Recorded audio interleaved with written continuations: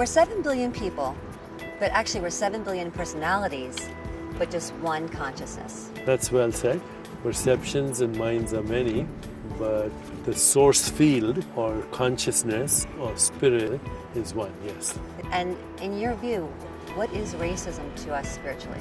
Racism is loss of the memory of who we are. These are tribal behaviors, very primitive, go back a long time when we were hunter-gatherers and competed for the hunt. We caused the extinction of a lot of other species, and now we are the victors, so to speak. So why are we holding on to those memories and not the other ones that we are? Because they're more primitive and they're primordial and they're based on survival. But there's a saying that a permanently victorious species risks its own extinction. And the reason for that is that we are one element in an ecosystem. This word environment, it cuts us off from our source because then we see ourselves as separate from the environment.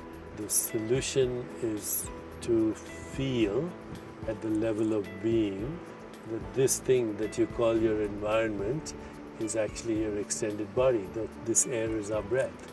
Those trees are our lungs. If they didn't breathe, you wouldn't breathe. That water is recycling as your circulation.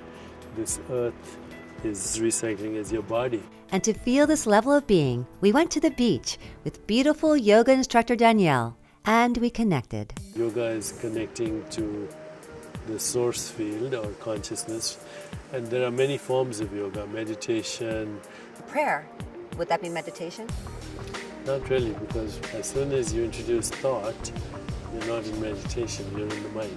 There's the yoga of action, which means service without any selfish motivation. Then the yoga of love, and just focusing on love as the only motivation for doing anything.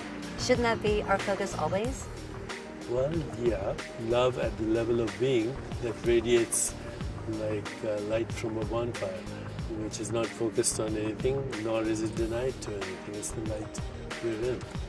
I feel pretty lit up, don't you? Yeah. Okay, so are you happy? I am contented.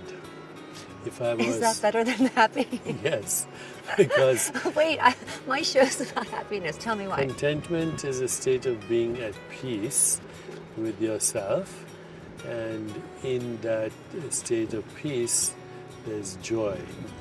People say I'm happy because I'm in love, or happy because... There's always a because. Right. When you're happy without a because, that's called joy, and that's called peace, Joyful. and that's called contentment. And I have that experience. I'm happy for no reason.